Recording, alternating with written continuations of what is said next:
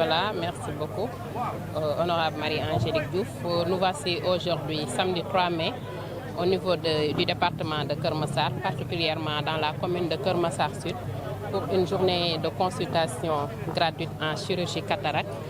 Alors, c'est une journée que j'ai organisée et qui rentre dans le cadre de ma politique sociale que je compte déployer sur plusieurs domaines, dont la santé, l'éducation et l'entrepreneuriat des femmes et des jeunes. Donc, c'est la raison pour laquelle j'ai organisé cette première journée de dépistage du cataracte et ensuite qui sera suivie d'une deuxième journée d'intervention chirurgicale et de suivi des personnes qui ont suivi cette intervention chirurgicale-là. Voilà, le premier partenaire, c'est la coordination départementale de PASTEF, qui est le partenaire naturel, parce que nous sommes en politique et nous sommes dans un parti qui a accédé au pouvoir et qui a sa politique également, sa vision d'ici 2050 et sa stratégie nationale de développement. Donc nous, en tant qu'acteurs sociaux, en tant qu'autorités sociales locales, nous devons apporter, impliquer les individus au profit de cette vision-là. Donc, puisqu'on a constaté que le département de Keur Massar peine en matière d'infrastructures hospitalières, d'infrastructures de santé, qu'est-ce qu'on a fait? On a opté pour la santé de masse, donc des journées de consultation de masse en spécialisation pour des spécialités telles que l'ophtalmologie, telles que la santé bucco-dentaire, telles que l'ORL. Le dépistage, c'est pour permettre à la population de Keur Massar d'accéder à ces soins-là. On a un seul centre de santé avec un plateau technique très limité. Et on sait que la santé a un coût et tout le monde n'a pas accès à ce coût-là. Également, les délais qui sont donnés pour avoir accès aux soins de spécialisation sont des délais très loin. Et c'est ce qui nous a le plus motivés pour accompagner la population de Keur Massar pour une première phase de dépistage du cataracte. Oui, je m'attendais à cette affluence. Comme je vous ai dit, nous avons un plateau technique très limité. Donc, une journée de gratuité en matière de soins ne peut donner que ce résultat-là. Et j'ai bien l'impression qu'on risque de passer à 2 jours parce qu'on est déjà à 300 inscrits. Et je sais que durant toute la journée, on aura encore des demandes. Donc, j'ai demandé aux jeunes qui s'occupent de l'organisation de prendre tous les noms. Si toutefois on a besoin de passer à un deuxième jour, on va le faire demain pour continuer, pour permettre aux autres de bénéficier de cette offre-là. Effectivement, on n'est pas dans une guerre de leadership. Ce qui est important, c'est d'impliquer tout le monde dans Keur Massar et toutes les autorités, tous les directeurs et même je salue la présence de l'honorable député Fatou Sow avec qui je ne partage pas la même couleur politique mais qui est là. C'est pour montrer que nous à Keur Massar, nous voulons vraiment changer la donne. Donc en matière de politique, on veut faire une politique autrement.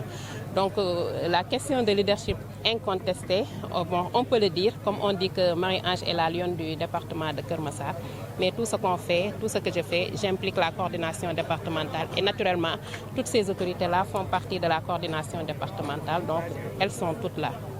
Demander à la population de Keur Massar de se rapprocher surtout des autorités politiques qui sont là. Parce que comme nous avons changé de démarche, ça va nous permettre de savoir où mettre les pieds dans tous les domaines qui posent problème au niveau de Keur Massar. Donc on va inéluctablement vers l'hivernage. On sait que l'inondation va poser problème. Donc on compte nous déployer dans les quartiers pour voir qu'est-ce qu'on pourrait faire. Donc je travaille avec tout le monde, je travaille avec les Badianou Gox, je travaille avec les délégués de quartier, je travaille avec les autorités politiques qui sont là. Donc tous les maires ont fait des délégations. Il y a le maire de Malika avec sa délégation. Ils ont tous été invités, on les a envoyé leurs invitations.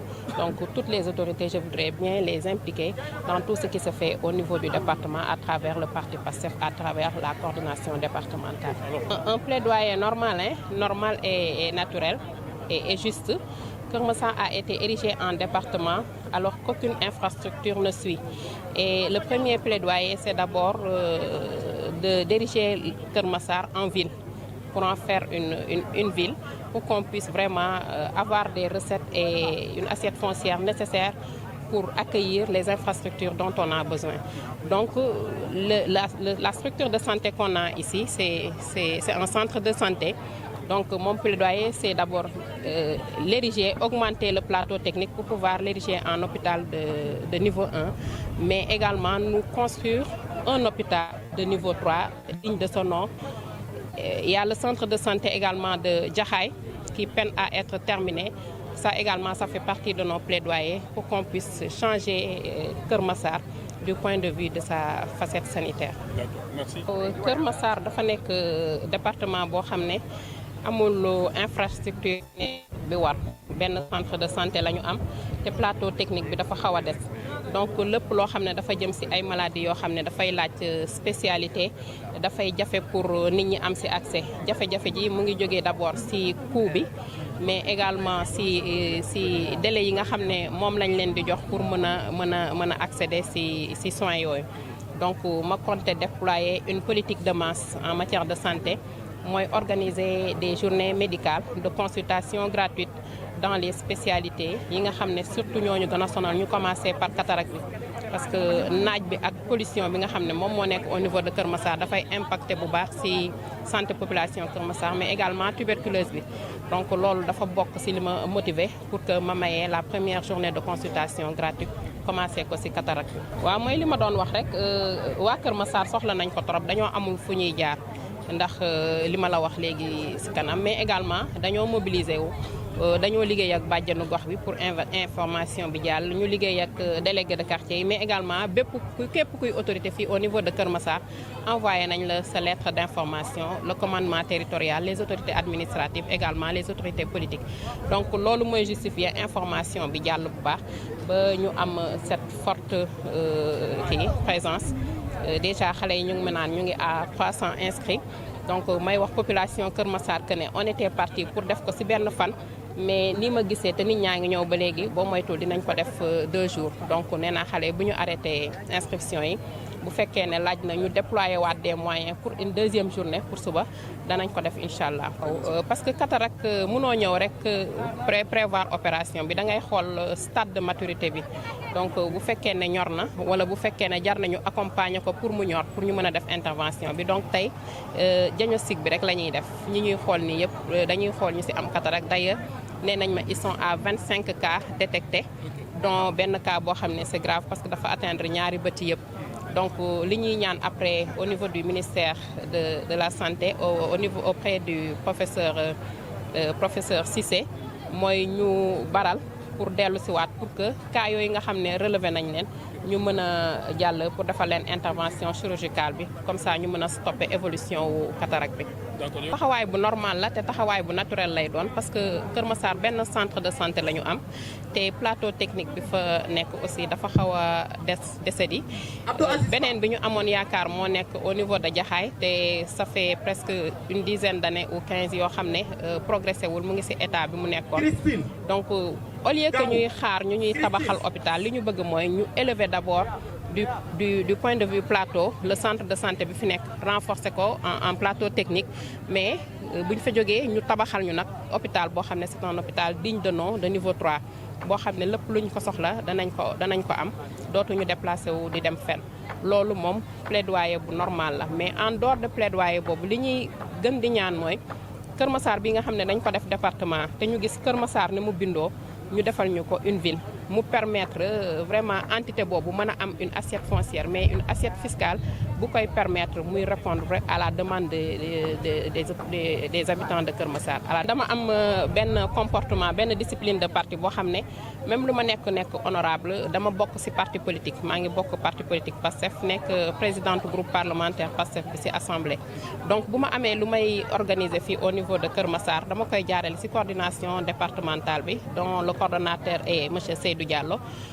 Su ma ko defee également autorités yi nga xam ne dañoo nekk Keur Massar yëpp yore ndombal tànk, ñi nekk ay directeur, ñi nekk ay chef, ñi nekk ay député, ñi nekk ay dama leen di informer, invité leen ñu ñëw parce que coordination bi benn la. Ma gis ne vraiment mouvement yu bëri ñoo ngi fi jóge ci communes yu bokkul mais également maire yi ñu ngi fi je vois la délégation de Malika waa Jaxaay ñoo ngi fi.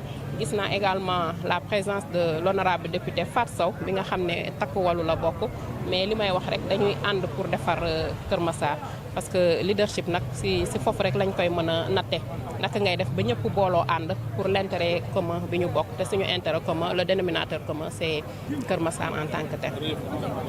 Bon ngeen may ma remercier vraiment le ministère de la santé. parce que lii bu yembadee bu yemee tey jii bu ñu ko réussir c'est parce que ministère de la santé daf si jàpp à travers le directeur général de la santé publique le professeur Ousmane Cissé mais également le directeur de SN Pharma également yónnee ñu ay colures yu doy pour ñu mën a def intervention yi bu ñu paree ak ay kits yoo xam ne c'est pour les opérations de cataracte donc là également di remercier la commission santé parce que démb ba léegi vraiment médecins yi nga xam ne ñu ngi fettoo commission santé bu Moncap bi ñu ngi may woo pour impliquer wu pour que journée bi am réussite.